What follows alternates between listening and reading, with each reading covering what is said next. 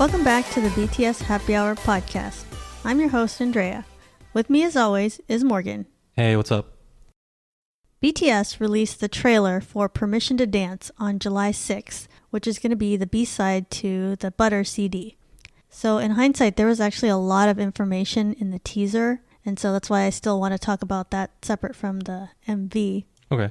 So here's what we got from the teaser. We saw that the theme is moving on after COVID. We got that from the newspaper that Suga was holding at the beginning. And the fact that, we all got through this together and it's over now. And they hinted at they're restarting the tour based on a couple of images from the teaser. We also saw that they have like a Western aesthetic, or they're wearing like cowboy style outfits. Mm-hmm. And as well as we got a brief clip of the song. So whether you think that represented the whole song or that was just one part of it that was a different beat, we wouldn't know yet because that's just in the teaser. But I feel like the newspaper in the teaser said a lot. It was telling us about COVID is over and it's the beginning of a new era, and purple balloons signal the end of COVID-19. And it was talking about getting rid of masks and life is going on in 2022. So to me, that was saying like, oh, we're going to tour again in 2022. Yeah, it seems that way.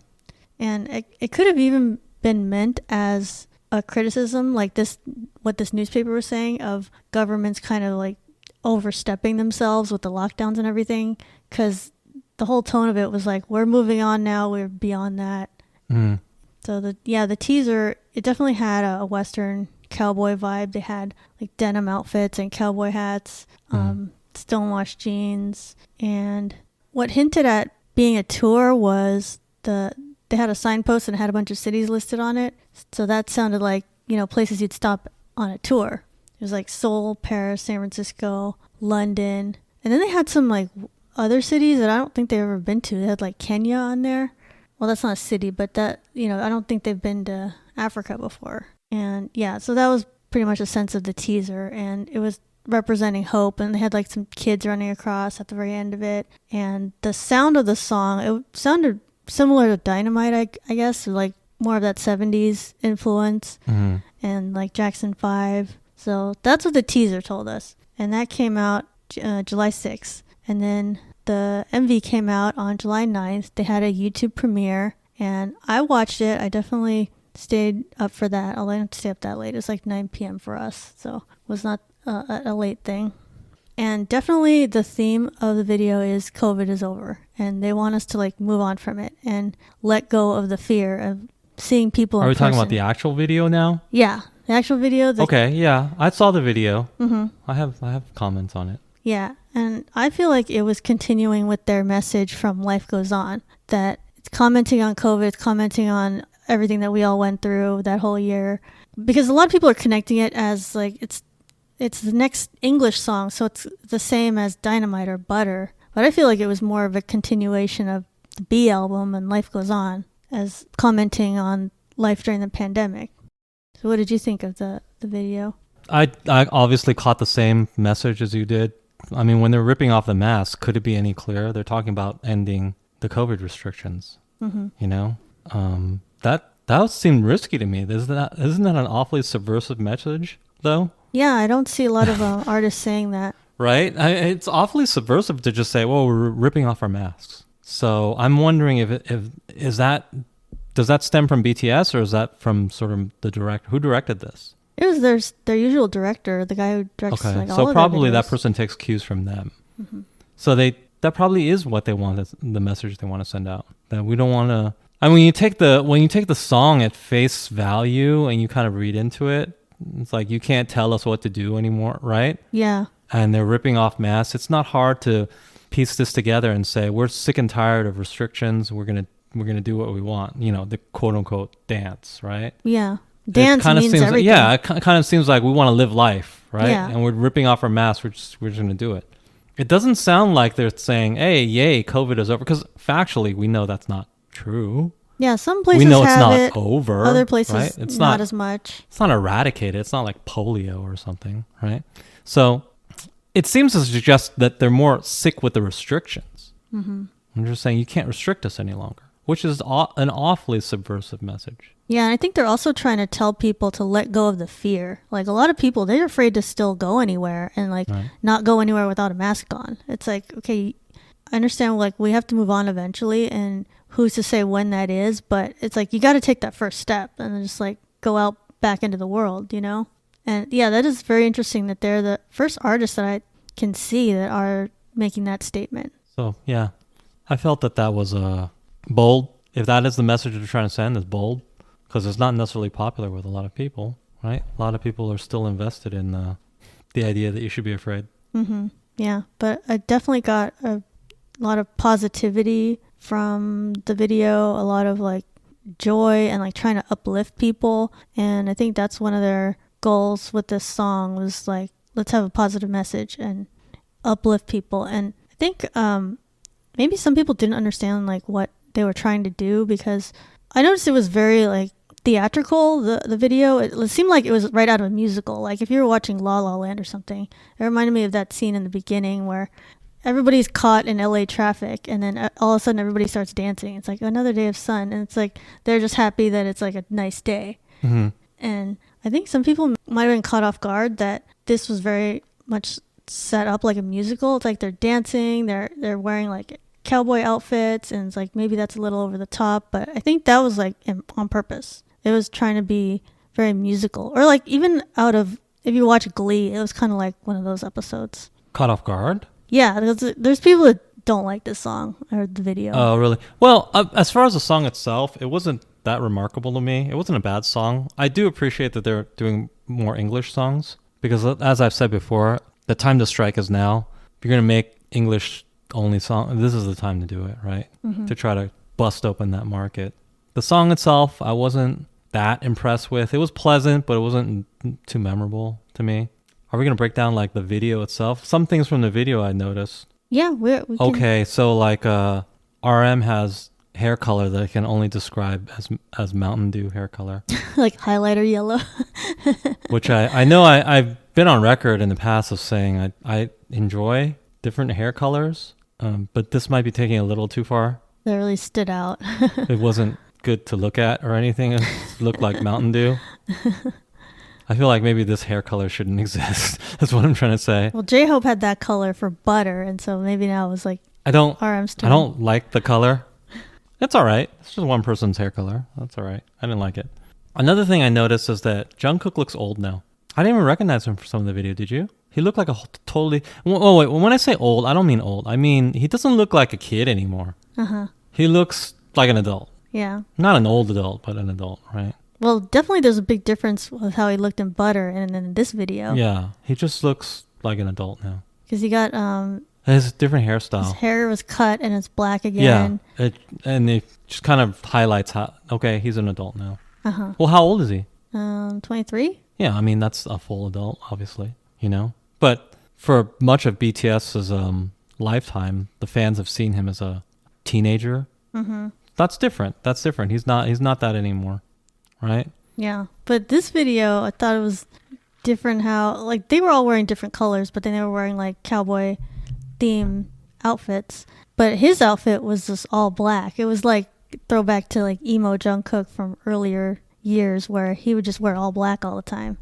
One other thing I didn't like is, and this is not BTS specific, but it's K-pop specific, okay? I don't like when they have those pants that are not pants. They have some segment that's cut out. Oh, you're talking about J-Hope's pants? Yeah. It's like they're shorts, and then they're pants. And then the pants start again. The pants start again. Further down. I don't understand this. I don't understand this concept. I really want you to just commit. Are you going to wear shorts or are you going to wear pants? Really, I just want you to make a decision. You wake up in the morning, are you going to wear shorts or are you going to wear pants? Well, how does the bottom stay up? There are like straps or something. Oh, okay. There are good arguments to be made for wearing either, but I would just like for you to choose one of them. Pants or shorts? Make a choice. I don't like this hybrid.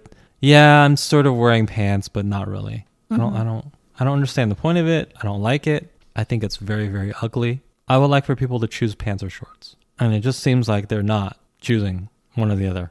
Those were very avant-garde pants that J-Hope had on. Are they pants though?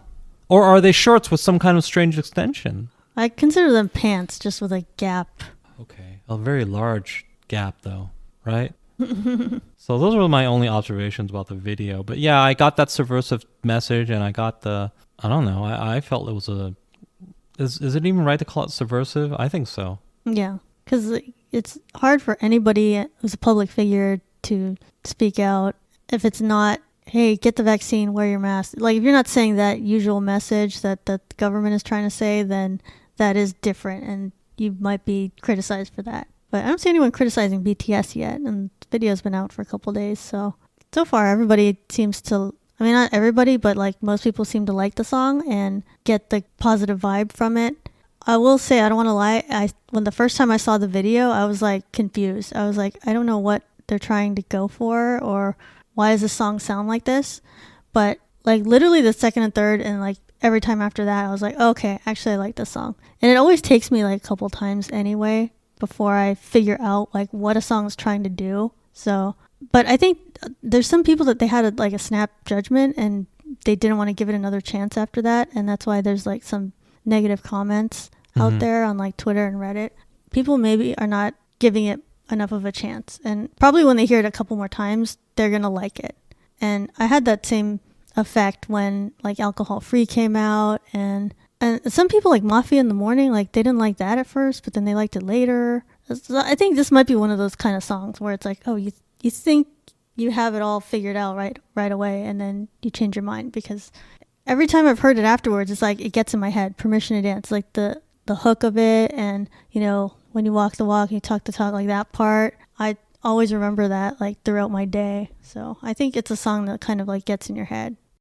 We know that Ed Sheeran is the main writer for this song, and I believe I read somewhere that he wrote this, I don't know, not a long time ago, but like he's had this song before. Like he didn't just write it this year, like he had it, and I guess he didn't use it for anything or didn't put it on any of his albums. And I kind of feel like maybe he wrote this for a movie, for like a mainstream movie, like a kid's movie or something like that, and maybe it wasn't used. Because it seems like that kind of a song, like it's something that would be in like the Trolls movie or like Minions or something, like a very like mainstream, like positive song. Because it felt like a similar genre to Can't Stop the Feeling by Justin Timberlake. So it's just like overall positive song. And I think Ed Sheeran was like, okay, this doesn't match with anything that goes on my albums usually, so people are gonna not like it if I release it myself. So next step is offer to other artists, and I think it actually worked out really well, because I think BTS is the best possible artist to bring this song to what it's meant to be. And I think it's perfect application too, because if it's commenting on COVID, this is like the perfect time to like start being positive and start, you know, getting out there and getting back to life.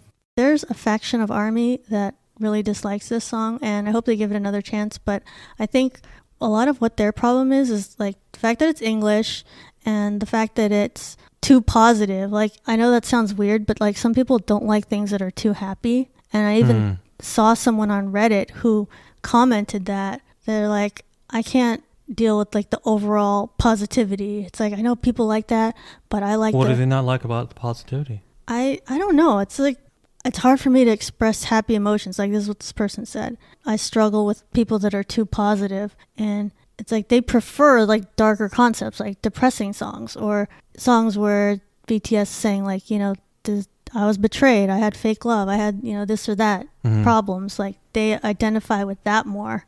But I think it's like just a preference. And like if you try to give it a chance, like try to be positive, it can really help your mood, you know?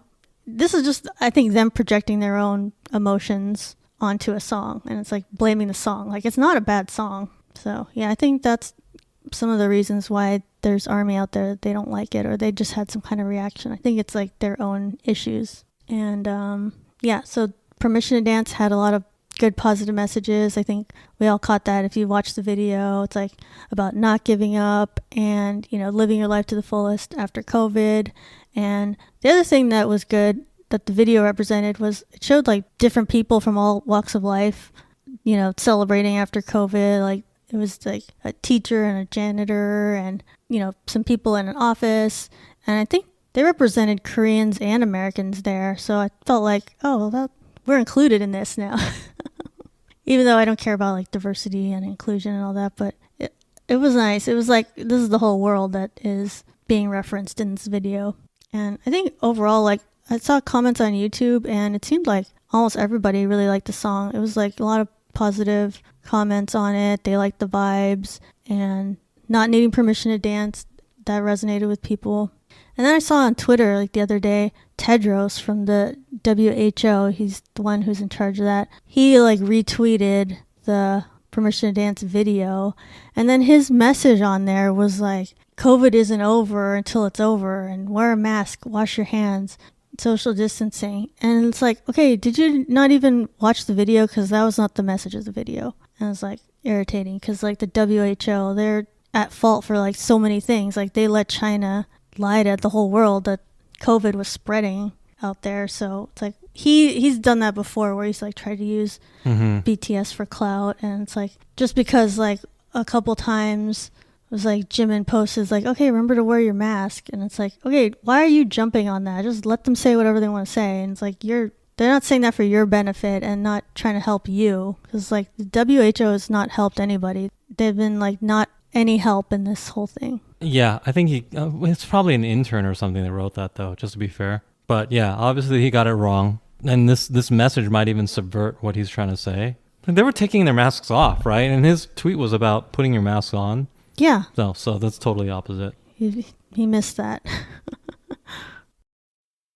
So from the song and video of Permission to Dance, one of the hints that we got from BTS was that they are going to be returning to the tour soon. And we don't know when. They haven't given any dates.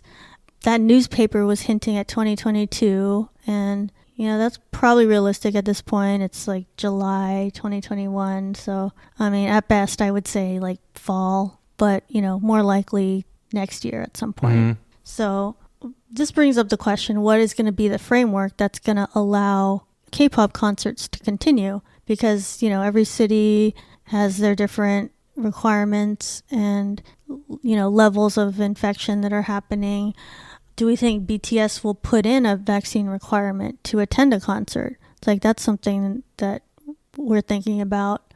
If they did, I think, you know, that would make a big splash. I don't know if people would want to do that. I mean, that seems like it might be a lot to ask because, you know, there's like so many people involved, and what if you don't? I mean, just the logistics, like not I don't know anything about the logistics. Obviously, it'd be difficult, right? Yeah. But it's possible they might ask you to have a vaccine before entering a concert. Mm-hmm. Yeah, it's totally possible. Now, as far as what California's plan is, I did look up what they're saying right now, and this could be subject to change because this was like from May, and, you know, by the time concerts happen, we don't know what the rules are going to be by then.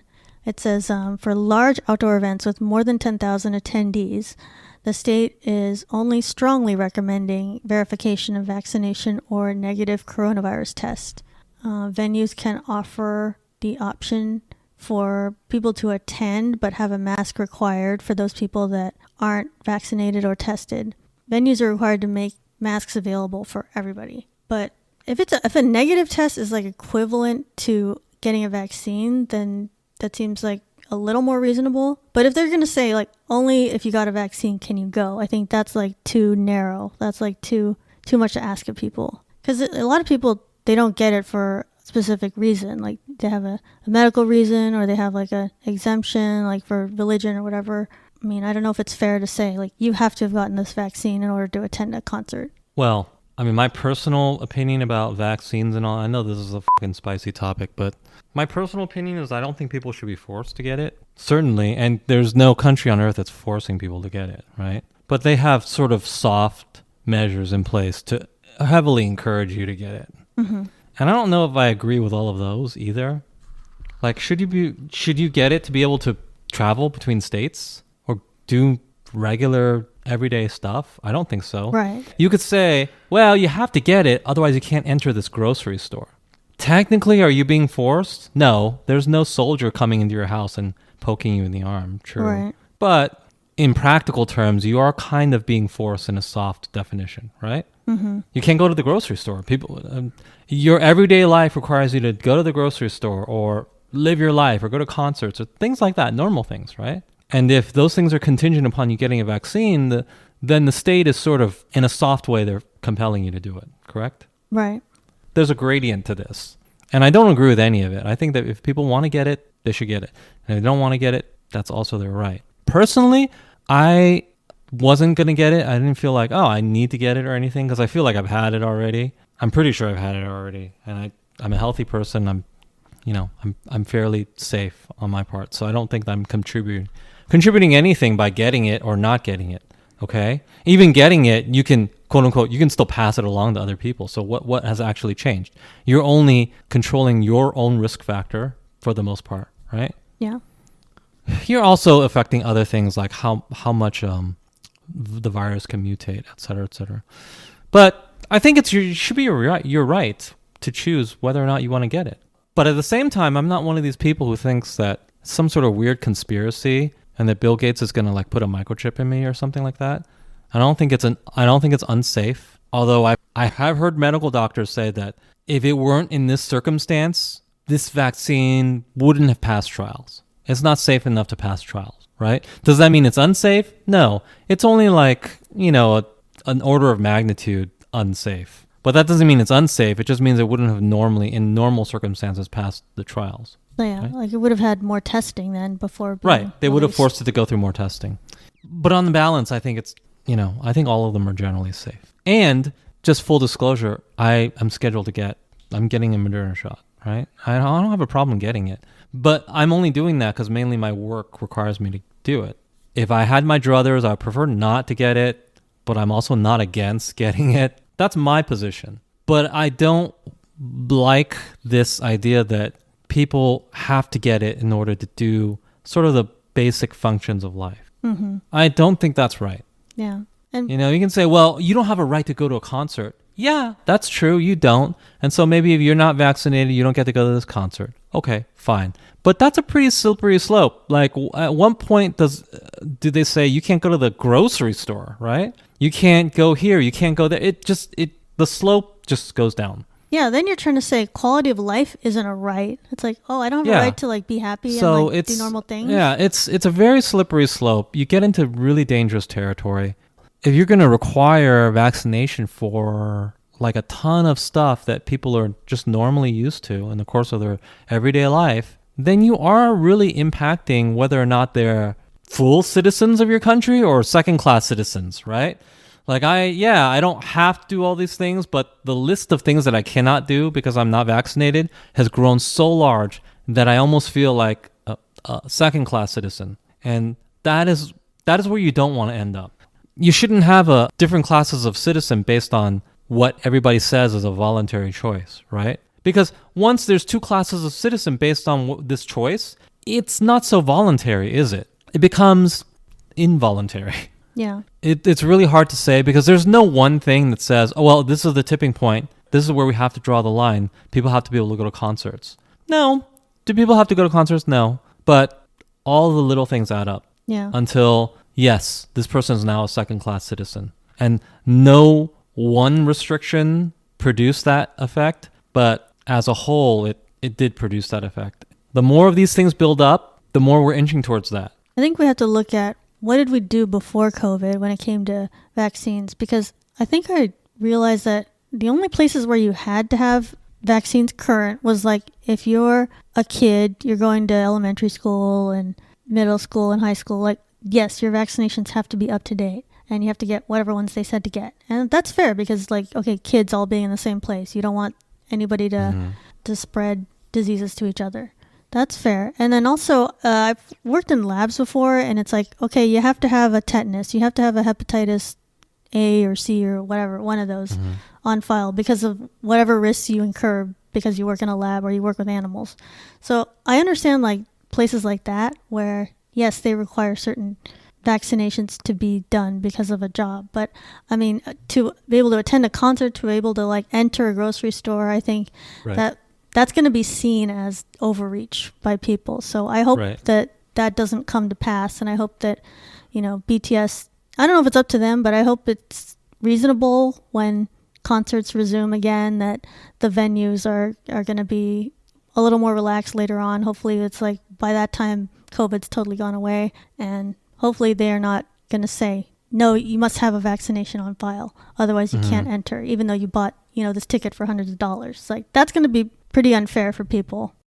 There's some situations where I've read about the Foo Fighters. I guess they had a concert recently in New York, and they required attendees to have gotten a vaccination and show proof, and a lot of fans were really angry about that. And so, I mean, I hope it doesn't come to that. I don't think BTS would do that, because the difference with them and Foo Fighters is that Foo Fighters were one of those groups that was really encouraging people to get the vaccine, and they were like super vocal about it. And so I guess if you go to their concert, maybe you shouldn't have been that surprised that that was a requirement. But I don't feel like BTS has been that overt about it. So if they did say it, then I don't know if that would go over too well, just with, the number of fans and, having to show proof. And the other thing that people were mad at the Foo Fighters about was they didn't give people a lot of notice. So it's like, if you only have like 2 weeks to get this done and before the concert happens, then that's not very much time.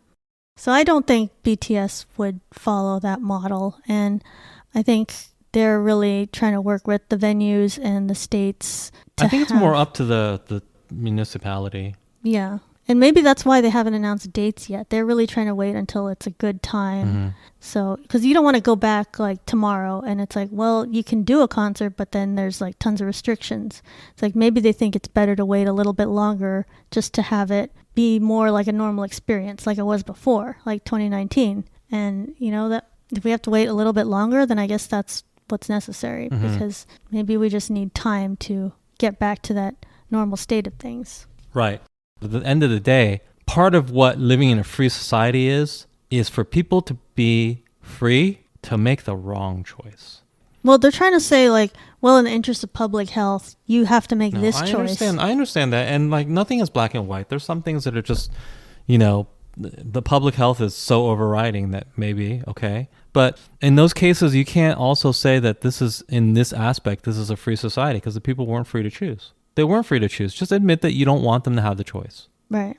What I'm hoping they do in California is by the time the concerts happen, it'll be a pretty low level of infection. And so they're going to say, well, you can show either proof of vaccination or a negative test result, or you can just self-attest. So self-attest is like, I state that I have not been exposed to. So people just lie. Yeah, I mean, but that's fair. Like, right.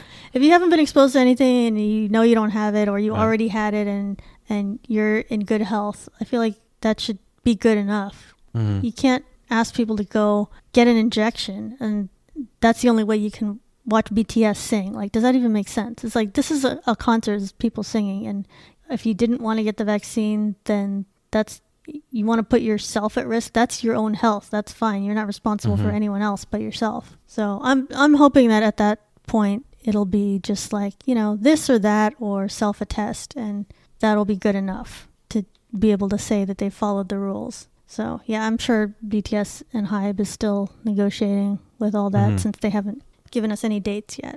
But I saw on Ticketmaster, it's still not canceled. It's going to be rescheduled, I think, at this point, because otherwise they would have sent refunds by now. There was a Vox article whose title was, "Why Doesn't American Radio Play More K-Pop?" And they asked industry insiders, including DJs and music critics, what they thought about that situation. And from the article, it seemed that the main reasons why American radio doesn't play more K-pop is that songs that are in Korean, they meet friction from program managers or whoever decides what goes on the radio, and that songs for radio should be upbeat, and maybe that rules out some songs in K-pop, like some of the, That makes no sense. All K-pop songs are upbeat. Ignore that one. That was one of the reasons they said. Okay. And then there's another one that said that they have a perception that K-pop isn't top 40 material, meaning that it doesn't seem that K-pop is for all ages or for, top 40 popularity. Right. They feel like it's meant for a teen audience or a young audience. But if they actually look at the stats, it shows that the biggest demographic for people who listen to BTS are millennials and Gen Xers. So it's like, that's not even accurate. So that's just a perception that they have. And it's for that same reason why 90s boy bands never had like number one singles. Like they were never number one on Billboard, like Backstreet Boys and NSYNC, because radio viewed them as for a teen audience and didn't really give them a chance on radio. So that's what they said. And I think we know that these aren't the real reasons. These are lame excuses. Right. The real reason is payola. And yeah, why did they refuse to mention the fact that these spots are paid for? It's like no one in radio wants to say it. No one wants to say it because it's an ugly truth. And as long as you understand that truth, you understand what's going on. BTS got airplay as soon as they're willing to pay. These other groups, they don't because they're not willing to pay. And that's all there is to it. Wow. And maybe it's the fact that they interviewed radio people is why that reason didn't come up, because like no one wants to throw their own industry under the bus and say, oh, here's why. It's because of all the corruption and all of the money that's flowing between record labels and radio. No one wants to say that and, you know, have their name be on a quote somewhere. And it's like, oh, that guy said that? Oh, okay. He's barred from the Billboard Awards or whatever. You know, it's like that type of thing would happen. But yeah, these are not the real reasons. The real reason is just payola. That's why, you know, K-pop doesn't get played, because the K-pop labels, they're still trying to work in a industry of fairness, because, you know, in Korea, it's more straightforward. Like there's so many like rankings and like formulas and, you know, like the music shows, they all factor in like radio play. And I'm not saying that's 100% legit either. I'm sure they have some level of corruption too. I mean, you look at like Produce 48 and all that, but they at least think the ideal situation is like a fair situation of whatever is the most popular thing is what should be played on radio or what should be winning on music shows. They at least think that's the right thing to do. But yeah, I think this article is kind of like somewhat disingenuous because it gave all these reasons that were like, oh, here's why K-pop isn't played. But it's like, okay, I know that may be a reason for some people, but that isn't really the reason, because things being in a different language, that doesn't stop things that are really popular that are in a different language. Like Despacito was popular and that got played tons of times and was not English. And upbeat songs versus like down-tempo songs, like there's plenty of ballads that have gotten radio play and like slower songs. Right. One thing that did resonate with me a little bit was when they said, well, the demographic that we were looking towards, the money-making demographic, like 24, 30, whatever and up. And it's what those people want to hear. Now, that makes sense to me. Like anytime somebody says, well, this is what makes money, that makes sense to me, right? But then I thought, well, why are songs like Ariana Grande's songs and WAP getting promoted? Is it really people who are 30 and up that clamoring for those songs? No. No, it doesn't sound I feel like it's just the record company is saying this is what we want to push right now. Yeah. And they paid for it. And well, if you pay for airtime, then you will get your time. Yeah, and sometimes you paying for airtime makes it a number one hit. So it's like it kind of feeds into itself. Then people think, well, that was legit to begin with, but it's like, well, they paid to get on the radio, and that's why it became popular and got like wide release. So yeah, I think they're trying to give some reasons for why K-pop isn't played on the radio that much, and I think it's just because those labels don't want to buy into the system. They just want to find other ways. Right. Why would they want to pay all this extra? It's just who's willing to pay. And I think the fans have been really good about noticing that situation, especially ARMY. Like they see the inequality or whatever, and they're saying like, well, let's just work around it. Let's just organize our own streaming, our own buying, and we can, you know, move up on the charts that way if we just all, you know, listen to each other. So that's how the fans are working around that. And I think K-pop artists even are trying to get more attention by doing different things, not necessarily like aim for radio play. Like a lot of them are being on, you know, Late Night with James Corden, or they're on Jimmy Fallon, or they're Good Morning America, and like that'll be like the debut of a song. Whereas a lot of times before, a new K-pop song would be first performed on a like K-pop music show. And I think they're moving away from that a little bit. Some of the more international K-pop artists, like Jackson Wang and Twice. Like Twice was just on Ellen recently, and Kelly Clarkson. And you know, it used to be like the first time they did that song live, it would be on a K-pop one of the music shows. Right. And then a lot of times now it's just an American show. Right. So they're definitely looking at new tactics to get on the air and then, get that buzz going. So I think that's really good. I think the Korean labels are very crafty, and they will look at every angle and try to get there. And they're not necessarily just going to be like, well, here's your payola, let's just buy into the system. They're looking at all the different ways to do it. The BTS modeled Louis Vuitton Fall 2021 looks in a new fashion film directed by South Korean filmmaker Jang Go-woon. So there was a film posted on the Louis Vuitton YouTube, and it takes place in Seoul. And if you watch the film, it was members of BTS, they walked into this steel scaffolding or a cage within a concrete warehouse, and then they were all just kind of like walking by each other and looked at each other, and then their other like models were all on the side, and they were all wearing like Louis Vuitton outfits, and so each member of BTS was wearing an outfit, and I guess it had a travel theme because like one of the outfits, they had some like airplane buttons, and then they had a lot of oversized travel bags. And at the very end, there was a blimp that said hope. And then people thought, okay, that maybe that meant continuing travel in the future, or like having hope that, we'll continue back into that world of travel. And if you watched the video, it was like, I know it was Louis Vuitton, but it was like super high fashion. And it felt like one of the BTS concert VCRs, except they were just wearing all Louis Vuitton. And it was just very original and futuristic, and everybody liked the visuals in it, like what outfits they were wearing and like how they were styled and everybody's hair. So I think everybody was like BTS fans, were like pretty impressed with it, how high fashion they looked. Now, did everybody like it? I didn't like it. Let me just like voice my concerns. I don't well, number one, I'm not a big proponent of high fashion. Even though I definitely pay attention to it, okay, I'm not ignorant of it. I know who Virgil Abloh is. I have known for a long, long time. He's the head of Louis Vuitton right now. Yeah. And he's from streetwear, which is very interesting. And I congratulate him for going from streetwear into Louis Vuitton. But I don't like it. I don't like... And I acknowledge that these looks are not for like regular people to wear every day. They're meant to push the envelope and trickle down in some form or another to what regular people would be wearing, right? I still don't like it. Here's sort of why.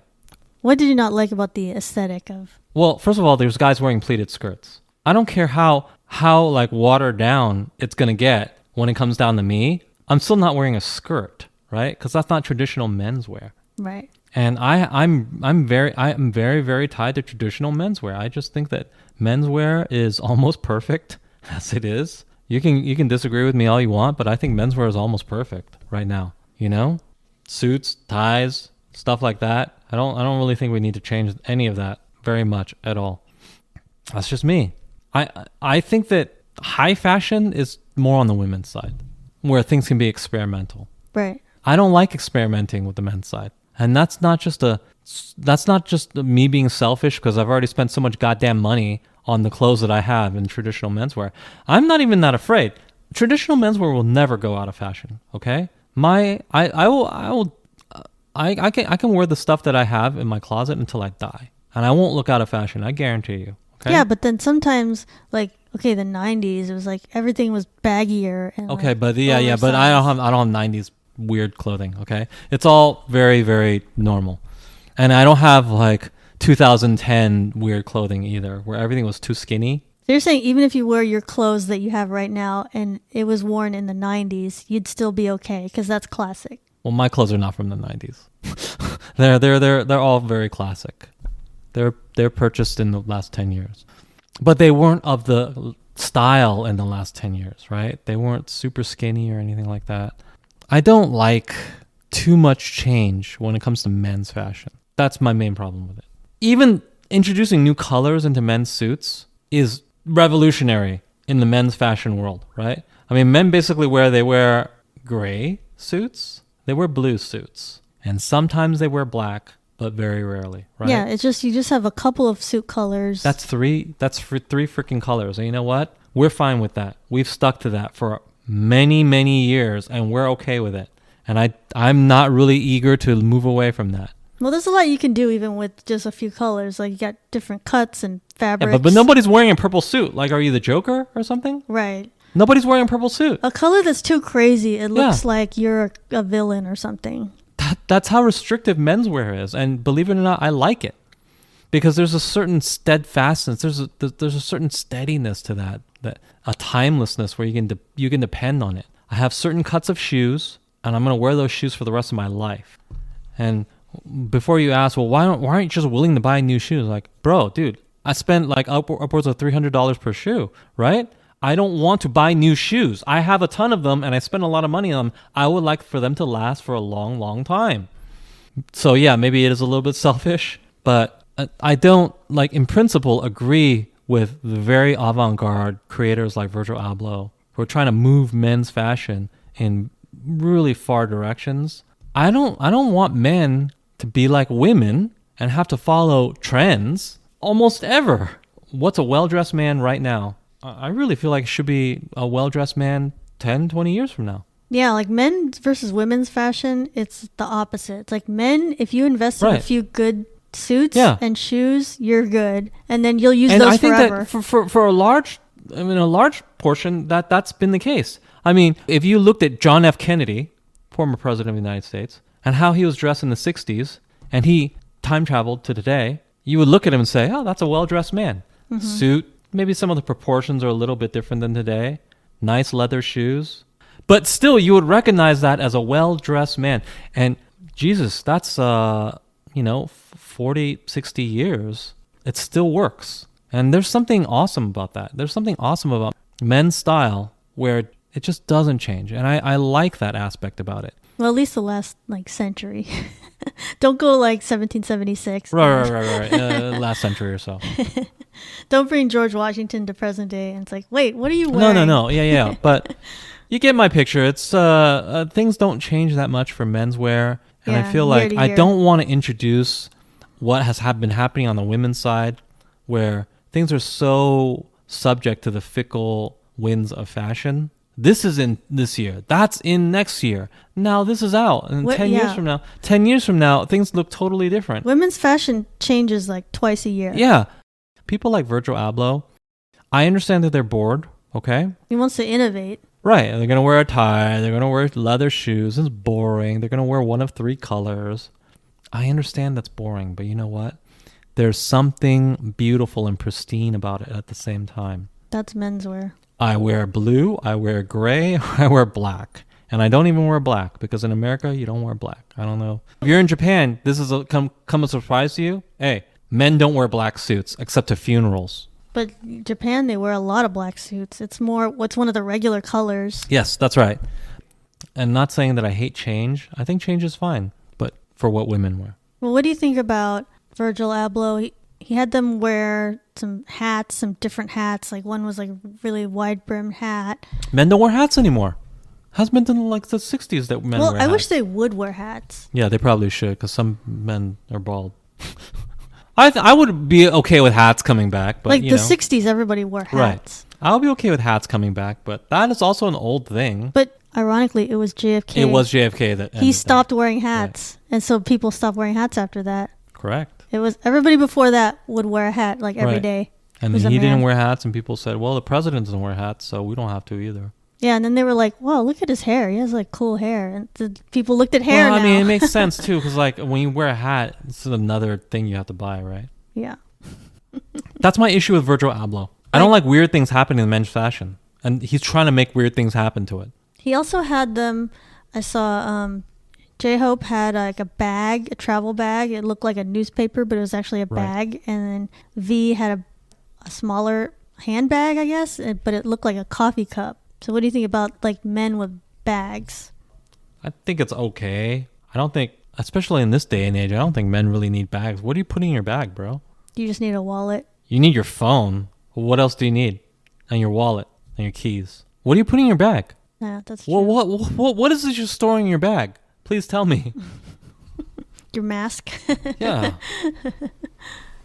I did like the bags, but I thought it would be better on women. So I did think they were fun ideas, just better for like a woman's handbag. So, and they would have one that looked like a newspaper and a coffee cup. So I'm not sure what the plot of the Louis Vuitton film was. Something about a pilot and traveling, and maybe RM was a pilot, meant to be a pilot. I'm not sure, but it was a fun video, and I think most fans liked it. They liked seeing all the different looks and seeing BTS in high fashion. And I think they represented the brand well. I think Louis Vuitton is getting like tons of I think BTS attention. represented the brand well. I just have problems. My problems are deeper. It's about people trying to change men's fashion.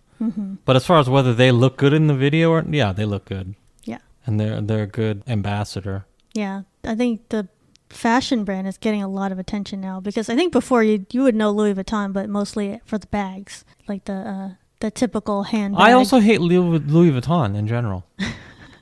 Okay? This is off topic, but they're a luxury brand, right?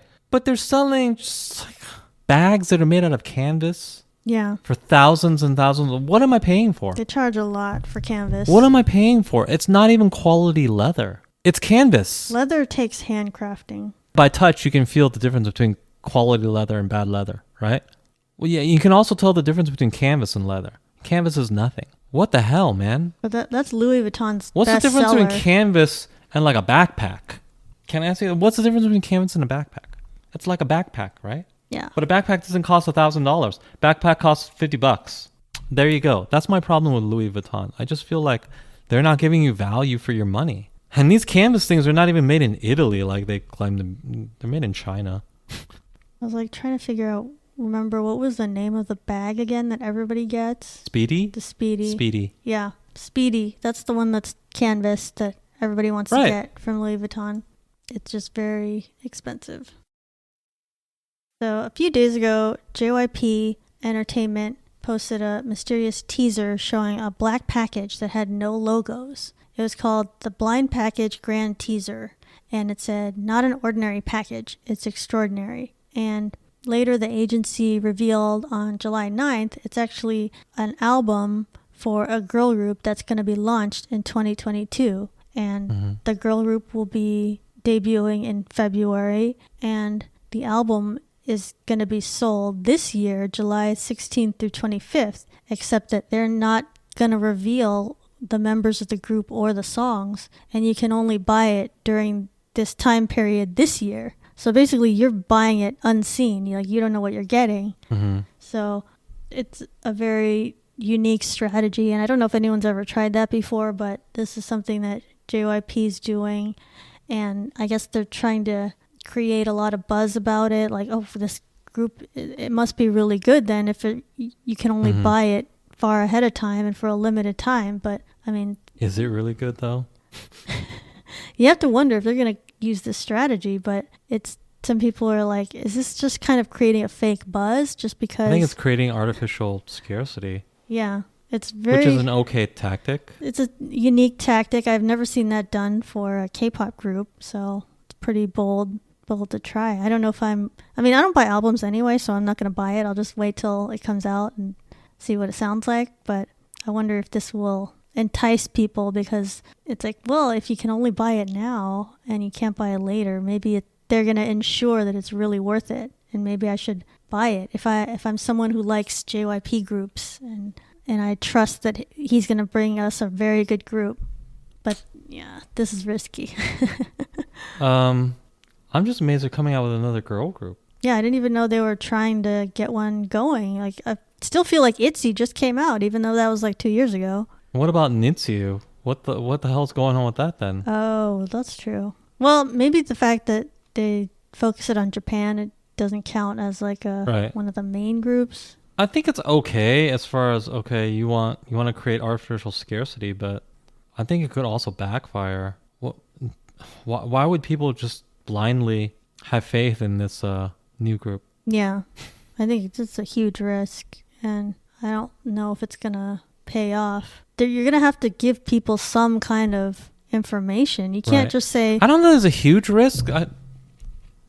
He seems to be successful with the girl groups, but it leads me to believe that there's an immense sense of pressure, even in K-pop, to sell these legacy physical albums still. Let's be real. Physical albums are just, nobody buys them to actually listen to the music. Everybody listens on YouTube or Spotify, right? Right. So you have to keep on being creative and encouraging people to buy physical albums. People buy them out of loyalty now. Out of loyalty, or it's a collector's item, right? So this stunt where they are making it so we're not going to produce any more, it makes it more of a collector's item, right? Oh, it makes it valuable if you get one. So that's I feel like that's where they're getting at.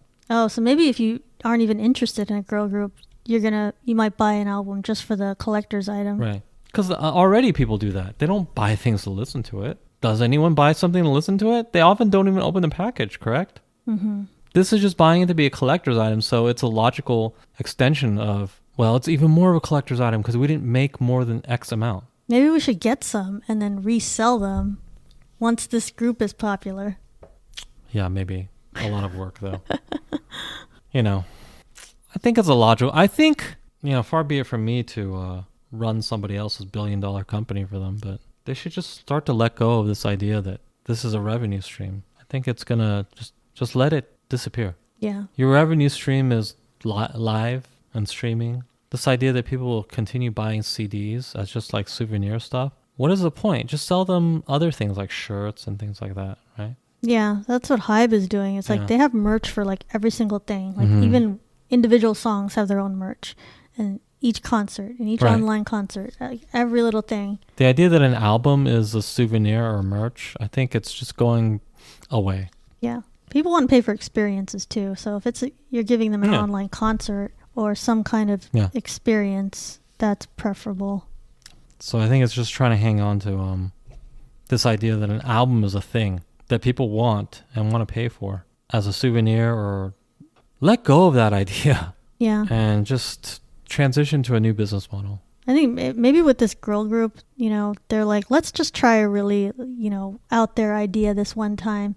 And because you see the last group, aespa, it's like they came out and they had like a really different concept. So maybe other labels are feeling kind of pressured. It's like, we got to do something different and shake things up if we're going to, try to bring out a top tier girl group. You can't just release an album and just have music. You got to like have a gimmick of some kind. And yeah, maybe this is JYP's way of trying something out. We'll see how it works. Thank you to our guest, Morgan. You can find BTS Happy Hour on Amazon Music, Spotify, Apple Podcasts, and many other podcast platforms. New episodes weekly. If you like the show, please take a moment to rate, review, and subscribe. Follow BTS Happy Hour on Twitter, Instagram, Facebook, and Weverse. You can also go to the website at btshappyhour.com. Subscribe to our YouTube channel for additional content. Until next time, this has been BTS Happy Hour. Thanks for listening, and remember, make every hour a happy one.